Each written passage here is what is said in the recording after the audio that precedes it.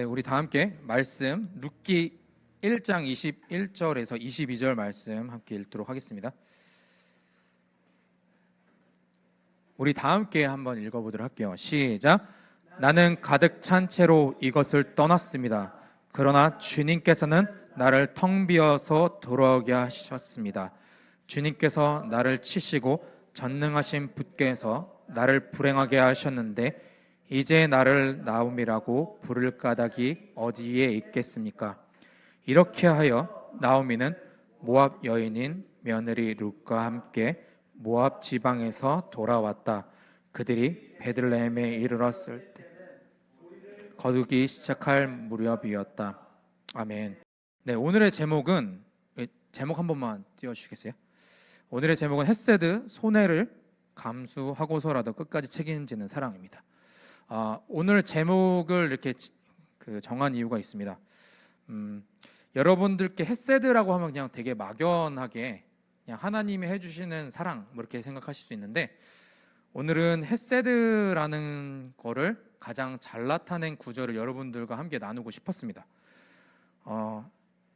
이 제목처럼 헷세드가 손해를 감수하고서라도 끝까지 책임지는 사랑이 헷세드임을 우리가 잊지 않는 시간이 되길 소망합니다. 제가 어릴 적 얘기를 잠깐 하겠습니다. 제가 어릴 적에 저희 아버지가 이제 돌아가시고 나서 이제 어머니와 저만 이렇게 둘만 남게 되었습니다. 주변 어른들은 이제 어머니가 젊은 나이에 이제 남편을 잃어버렸기 때문에 재혼을 하라고 이제 권면을 많이 하셨어요. 8살이었는데 그 상황이 여러 번 있었는데 이제 아직도 기억이 납니다. 어머니는 저한테 의견을 물어보셨어요. 근데 어린 저는 어떤 생각을 했냐면은 이제 제가 뭐 신데렐라 이런 거를 봐서 그런지 이러다가 내가 신데렐라처럼 계모와 언니들에게 구박을 받던 신데렐라처럼 나도 구박을 받는 거 아니야라는 어린 생각을 했었어요. 그리고 성이 바뀌는 게 제가 좀 싫었어요. 제가 어릴 때도 좀 꼰대였는지 성이 바뀌는 것도 너무 싫어서 어머니한테 이제 하지 말아달라고 했습니다. 이제 근데 어머니는 그냥 제 의견을 무시하셨어도 되는데 그냥 어머니는 제 의견을 따르셨어요. 그리고 나중에 이제 어머니한테 이제 제가 좀 어느 정도 커서 어머니 이제 좀 혼자이시면 외로우시니까 이제 재혼을 하시는 게 어떠시냐라고 했을 때 어머니는 그랬어요. 그 아빠 같은 남자가 없더라라고 얘기를 하셨는데, 지금 돌이켜 보면 이제 어머니는 저를 끝까지 책임지시고 싶으셨던 것 같아요. 예, 어린 제가 뭔가 이게 그 버림을 당할까봐 그런 두려워하는 마음을, 그게 약간 마음이 쓰이셨던 것 같아요. 크게. 지금 제가 말씀드렸듯이 끝까지 책임지는 모습을 말씀드렸죠. 이제 본문을 한번 보도록 하겠습니다. 룻기를 보실 때 여러분들 하나님의 일하심이 느껴지시나요? 아니면 아싸 4장밖에 안 되니까 빨리 읽고 넘어가야지라고 생각하시나요? 네, 저는 부끄럽게도 4장밖에 안 되네 하면서 이제 넘어갔던 기억이 많습니다. 룻기를 한번 볼게요. 1장 1절에 볼게요. 사사시대에 그 땅에 기근이 든 일이 있었다. 그때 유다 베들레헴 태생의 한 남자가 모압 지방으로 가서 임시로 살려고 아내와 2 아들을 데리고 길을 떠났다. 어떤 일이 있었죠? 한 집안의 이야기가 나옵니다. 약속의 땅에 기근이 들었대요. 우리야 지금 이제 잘 먹고 사니까 물론 저도 경험해 본 적은 없지만 기근이 굉장히 무시무시하다고 합니다. 지금 우리는 이제 먹을 게 너무 풍족하니까 뭐 밥을 안 먹으면 빵을 먹으면 되지라고 생각을 하잖아요. 그때는 주식이 있었기 때문에, 미리 주식이었기 때문에 기근이 들어버리면 먹을 방법이 없었습니다. 그래서 이 사람이, 이 집안이 살려고 모압이라는 지방으로 가게 돼요. 근데 이 사람의 이름이 뭐냐? 엘리멜렉. 나의 하나님은 왕이시다 라는 멋진 이름을 가진 한 남자가 자기 아내와 아들들을 데리고 모압이라는 지방으로 갔어요. 언약의 땅을 벗어나서 모압이라는 곳은 어떤 곳이냐면은 이따가 다시 말씀드리겠지만 조롱받아 마땅한 사람들이 모여 있는 곳이었습니다. 시작하자마자 좀 약간 불편하죠? 아니 하나님의 백성이 이름처럼 살지 못하고 약속의 땅을 벗어나라고 어떤 마음이 들 수도 있습니다. 계속해서 볼게요. 룻기 1장 4절에서 5절 말씀에 두 아들은 다 모압 여자를 아내로 맞이하였는데 한 여자 이름은 룻이고 또 한 여자의 이름은 오르바였다. 그들은 거기서 10년쯤 살았다. 그러다 아들 말론과 기럐이 죽으니 나오미는 남편에 이어 두 아들마저 잃고 홀로 남았다. 어떤 일이 발생했죠? 잘 살아보려고 자기들 딴에는 모압이라는 곳에 가면은 살 수 있을 거야라는 생각에 갔었죠. 10년이 지났습니다. 두 아들은 모압 여자랑 결혼을 하게 돼요. 같은 언약 백성에 있던 여성과 결혼하는 게 아니라 오늘날로 치면은 교회 다니는 사람이 안 믿는 여자랑 결혼한 꼴이 된 거죠. 근데 어떤 일이 발생했죠?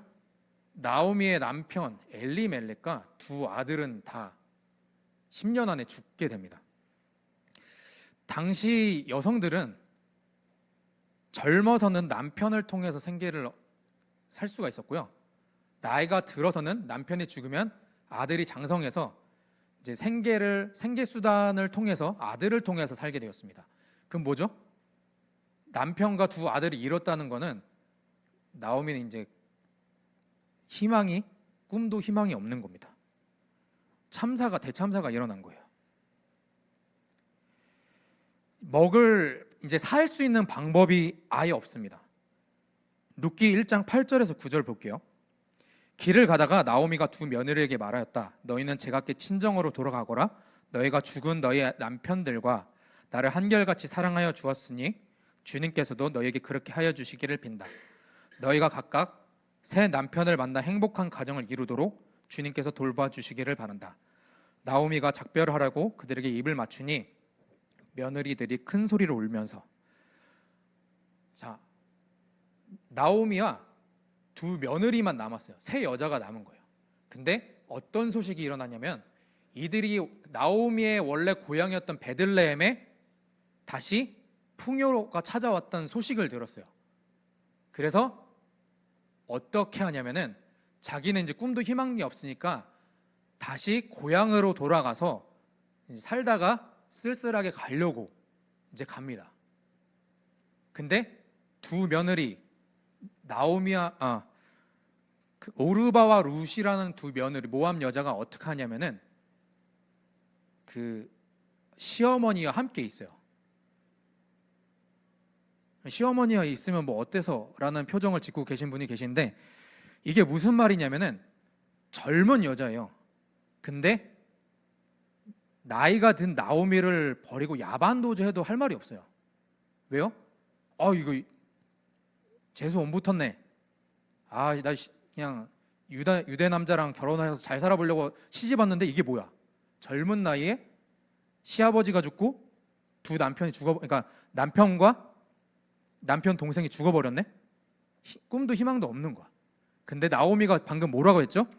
너희가 나에게 한결같은 헷세드를 보였다라고 얘기해요. 왜 헷세드냐면 방금 제가 얘기했듯이 이 둘이 야반도주 했어도 되는데 시어머니 나오미와 함께 어떻게 해서든 있으려고 그랬어요. 근데 베들레헴으로 떠나가려고 하니까 따라 나온 거예요. 따라가겠다. 당신과 함께 하겠다. 자, 룻기 1장 12절과 13절 한번 볼게요. 돌아가다오 내 딸들아 제발 돌아가거라. 재혼을 하기에는 내가 너무 늙었다. 설령 나에게 어떤 희망이 있다거나 오늘 밤 내가 남편을 맞아들여 아들들을 낳게 된다고 하더라도 너희가 그것들이 클 때까지 기다릴 셈이냐? 그때까지 재혼도 하지 않고 홀로들 지내겠다는 말이냐? 아서라 내 딸들아 너희들 처지를 생각하니 내 마음이 너무 괴롭구나. 주님께서 손으로 나를 치신 것이 분명하다. 여기에 방금 읽으셨을 때 한 여인의 절규가 느껴지시나요? 방금 내 인생은 끝났어라고 외치고 있어요. 왜요? 오르바 룻은 젊어서 재혼을 하면 돼요. 젊기 때문에 아직 살 방도가 있고 꿈과 희망이 있습니다. 근데 나오미는 어떻죠? 꿈도 희망도 없어요. 왜? 재혼을 하기에는 너무 나이가 들었어. 아무도 어떤 남자도 나랑 재혼하지 않을 거야. 그리고 나는 자식을 낳을 수가 없어. 왜? 나이가 들었기 때문에. 그래서 나 혼자 감당해도 되니까 너희마저 왜 감당하려고 해? 너희의 인생을 살아 라고 얘기를 하는 거예요. 제가 아까 말씀드렸듯이 제 어머니는 불신자인 아버지를 만나셨습니다. 그리고 하나님을 떠나셨어요. 근데 아버지가 하루아침에 돌아가시고 나서 제 손을 잡고 이제 그 하나님께로 돌아갔던 그 모습이 기억이 나거든요. 근데 그 뒷모습이 아직도 생생합니다. 사랑하는 남자를 만나서 이 나오미처럼 이제 잘 살아보려고 했던 거야. 하나님을 떠나긴 했지만 이제 행복한 가정을 이루고 싶었던 어떤 소박한 꿈이 있으셨겠죠. 어떻게 보면 엘리멜렉과 나오미처럼 하나님의 시선에 있는 약속의 땅을 떠나 모압의 땅에서 가정을 이루려고 했던 모습과 겹쳐지기도 합니다. 근데 그 슬픈 뒷모습 속에 나오미와 같은 어떤 심정이 지금 돌이켜보면 있으셨던 것 같아요. 룻기 1장 16절에서 18절 말씀 볼게요. 그러자 룻이 대답하였다. 나더러 어머님 곁을 떠나라거나 어머님 뒤따르지 말고 돌아가라는 강요하지 마십시오. 어머님이 가시는 곳에 나도 가고 어머님이 머무르시는 곳에 나도 머무르겠습니다. 어머님의 결례가 내 결례이고 어머님의 하나님이 내 하나님입니다. 어머님이 숨을 거두시는 곳에서 나도 죽고 그곳에 나도 묻히겠습니다. 죽음이 어머님과 나를 떼어놓기 전에 내가 어머님을 떠난다면 주님께서 나에게 벌을 내리시고 또 더 내리신다 하여도 달게 받겠습니다. 나오미는 룻이 자기와 함께 가기로 굳게 마음먹은 것을 보고 더 이상 말리지 않았다. 룻이 어떻게 고백했죠? 따라가겠습니다. 제 인생을 걸고서 따라가겠습니다. 제 미래 따위는 중요하지 않아요. 제 손에 감수하더라도 끝까지 따라갈게요. 아까 말씀드렸듯이 두 며느리는 사실 이 나오미에게 헤세드를 보였다고 했었죠. 근데 또 이렇게 생각하시는 분이 있을 거예요. 에이, 오르바라는 여자는 떠나갔잖아. 근데 사실은 이 여성도 할 도리를 다 했어요. 그 사람을 탓하는 게 아니라 룻이 그럼에도 불구하고 시어머니가 가는 곳에 저도 갈게요. 저에겐 결혼하는 게 중요한 게 아니라 당신과 함께하는 게 중요해요 라고 고백을 한 거죠. 그래서 이런 고백을 하는 겁니다. 우리는 결과를 아니까 조금 있으면 보아스 만나니까 괜찮을 거야. 이게 이렇게 별것 아닌 것처럼 느껴질 수 있는데 자기 미래 따위는 안중에 두지 않겠다라는 어떤 선언인 거예요. 아까 제가 모압이라는 나라가 조롱받는 나라라고 했었죠. 창세기 19장 37절에 한번 볼게요. 큰 딸은 아들을 낳고 아기 이름을 모압이라고 하였으니 그가 바로 오늘날 모압 사람의 조상이다. 민수기 25장 1절입니다. 이스라엘이 시딤에 머무는 동안에 백성들이 모압 사람들의 딸들과 음행하기 시작하였다. 이 모압이라는 나라는 어떤 나라죠? 태생이 우리가 잘 아는 롯이라는 사람이 자기의 딸과 근친을 해서 낳은 아들이 모압입니다. 그리고 이 모압이라는 사람들이 출애굽한 하나님의 백성을 어떻게 했죠? 괴롭혔어요. 괴롭힐 수가 없으니까 선지자 발람을 불러서 저주를 내려달라. 축복을 하니까 나중에 어떻게 하냐면은 꾀를 써가지고 이스라엘 백성과 모압 여자랑 음행을 하게 만듭니다. 그래서 그들은 조롱받고 멸시받는 민족이었어요. 룻은 자신의 미래라는 손해를 감수했습니다. 자, 나오미가 아까 내 인생은 끝났다라고 절규를 했었잖아요. 근데 나오미가 인지하지 못하지만 하나님은 그 모압이라는 조롱받는 한 민족의 여성을 통해서 나오미라는 사람을 위로했던 겁니다. 우리가 흔히들 그런 말 하죠. 내 인생 끝났어. 난 끝장났어. 라고 외칠 때 하나님은 이 룻기의 나오미를 통해서 이렇게 말씀하고 계세요. 아니, 이제부터 내 은혜는 시작이야 라고 우리에게 말씀하고 계시는 겁니다. 어떤 은혜죠?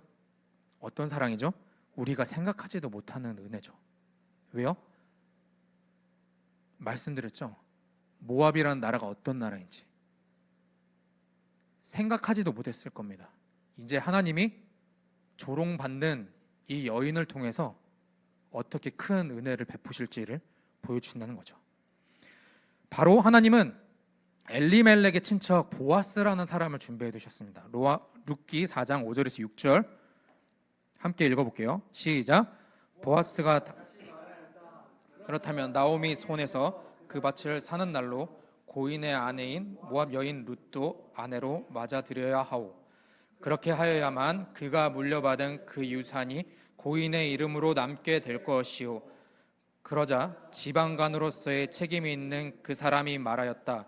그런 조건이라면 나는 지방간으로서의 책임을 질 수 없소. 잘못하다가는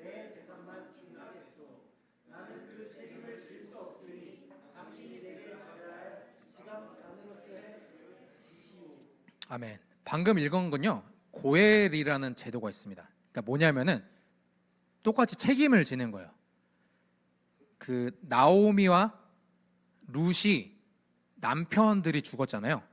그러면은 자기 남편, 그러니까 나오미의 남편 엘리멜렉 그리고 룻의 남편 말론의 가장 가까운, 혈통적으로 족보적으로 가장 가까운 사람이 이 집안을 책임져 주는 거예요.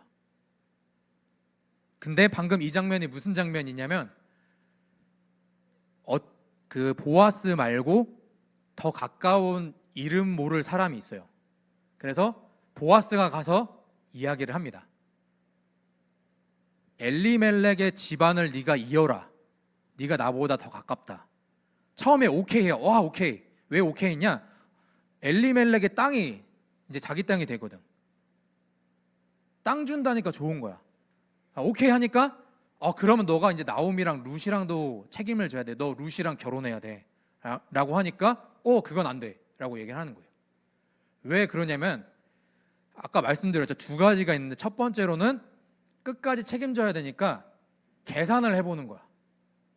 끝까지 책임지니까 경제적인 손실이 있죠. 두 번째로는 사회적인 손실이 있어요. 모함 여자랑 결혼하라고? 잘못하면은 조롱받는 걸로 끝나지 않고 나락갈 수가 있어요. 그래서 노라고 외치는 겁니다. 본문에서는 재산이 축나겠다라고 이제 얘기를 하죠. 사실 이게 일반적인 인간의 모습이에요. 우리가 사실은 무언가를 하기 전에 다 손익계산을 다 빠르게 하죠. 그래서 손해보는 짓 절대 안 해요. 그래서 방금 본문에 나왔던 이름 모를 이 친족이 했던 행위는 일반적인 인간의 모습인 겁니다. 그러니까 이 사람이 포기를 하니까 다음에 누구에게로 넘어가죠? 보아스라는 남자에게로 넘어갑니다. 룻기 4장 9절에서 10절 한번 볼게요. 그러자 보아스가 원로들과 온 마을 사람들에게 선언하였다. 여러분은 오늘 이 일의 증인입니다. 나는 엘리멜렉이 가지고 있던 모든 것과 기럧과 말론이 가지고 있던 모든 것을 나오미의 손에서 사겠습니다. 나는 말론의 아내인 모압 여인 룻도 아내로 맞아들여서 그 유산이 고인의 이름으로 남아 있도록 하겠습니다. 그렇게 하여 고인의 이름이 그의 고향 마을에서도 끊어지지 않고 친족들 사이에서도 끊어지지 않도록 하겠습니다. 여러분은 오늘 이 일의 증인입니다. 지금 읽었던 곳은 나오지 않는데 사람들 10명을 불러서 수많은 사람들 앞에서 선언을 해요. 구약에서는 2명만 있어도 증인이 되거든요. 근데 10명을 불른 거예요. 2명 가지고는 안 되겠어. 10명을 모아놓고 선언을 하겠어. 온 마을 사람들한테 선언을 합니다. 내가 모압 여인 룻과 조롱받아 마땅한 이 여자와 결혼해서 내가 끝까지 책임을 지겠다.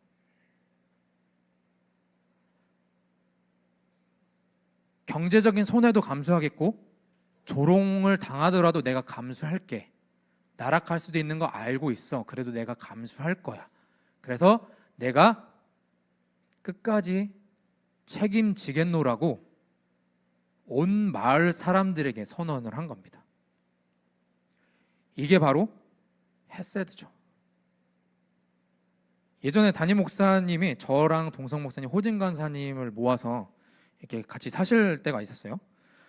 이제 그 목사님이 그 혼자서 잘 사실 수도 있었는데 이제 특히 이제 저를 책임을 많이 져주셨어요.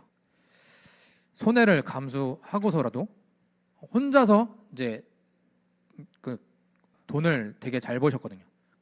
근데도 불구하고 우리랑 저랑 사는 손해를 감수하셨습니다. 그리고 오히려 없으면 더 없다고 미안해 하셨어요. 그게 바로 헤세드인 겁니다.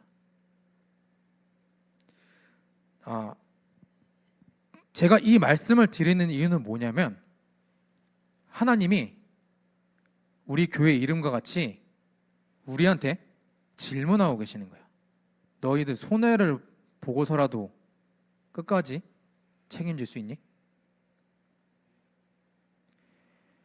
보아스는 예수님을 보통 비유를 해요. 그리고 모압 여인 룻은 그리고 나오미는 죄인된 우리를 이야기를 합니다. 예수님이 하늘 영광을 버리시고 손해를 감수하고서라도 조롱받아 마땅한 우리들에게 오셨죠. 우리를 버리셔도 되는데 죄와 슬픔에서 절규하고 우리들을 외면하지 않으셨습니다. 끝까지 책임지셨죠. 제가 초반에 어머니를 예로 들었고 룻과 보아스 그리고 담임 목사님을 그리고 예수님에 대해서 설명한 게 공통점이 끝까지 손해를 감수하고서라도 끝까지 책임지는 사랑 헤세드를 보인 것을 말씀을 드렸습니다. 사랑하는 헤세드 성도 여러분, 여기 룻과 나오미와 같은 여러분, 우리의 모습은 어떻죠? 아까 말씀드렸던 그 이름 모를 사람처럼 우리의 모습도 끝까지 책임지기는커녕 손해를 보는 것도 되게 싫어합니다. 아니, 멍청하다고 하죠. 너 왜 이렇게 멍청해? 너 호구냐? 이런 말을 하죠. 근데 하나님은 우리에게 이렇게 말씀하세요. 너네 헤세드 할 수 있어? 세상의 말과 하나님의 말이 충돌을 하고 있죠. 우리는 어떤 말을 선택합니까? 헤세드 할 수 있냐라는 하나님의 질문에 반응을 하십니까? 아니면 너 바보냐? 라는 세상의 말에 긁히십니까? 부활하신 주님이 베드로에게 질문하셨듯이 우리에게 오늘 질문하고 계시는 거예요. 절명에 빠져 절규하고 있는 이들을 너가 끝까지 책임질 수 있니? 네 자리 내어줄 수 있어? 겉옷을 벗어줄 수 있어? 네 뺨을 돌려댈 수 있어? 사랑하는 헤세드 성도 여러분, 우리 교회 이름처럼 우리가 헤세드 할 수 있기를 소망합니다. 지금 못할 수 있어요. 저도 못해요. 끝까지 책임지지 못할 것 같아요. 저는 그냥 솔직히 얘기하면 한 조금 10번 중에 5번은 하다가 나머지 5번은 성질 낼 것 같아요. 근데 하나님은 결국에는 우리를 그 자리로 끌고 가실 줄 믿습니다. 왜냐하면 예수님께서도 그렇게 하셨기 때문에 우리를 반드시 그렇게 만드실 거예요. 우리가 못하겠다 할지라도 결국에 그분은 그분의 뜻대로 우리를 그렇게 만드실 겁니다. 우리가 부름받은 그 자리에서 우리가 손해를 보더라도 끝까지 책임지길 소망합니다. 사실 너 바보냐라는 말에 긁히는 건 사실 접니다. 제가 자존심이 더럽게 세서 그런 말을 되게 싫어하는데 사랑하는 햇세드 성도 여러분, 우리의 교회 이름처럼 손해를 감수하고서라도 끝까지 책임지신 예수님처럼 우리도 그런 길을 가길 소망합니다.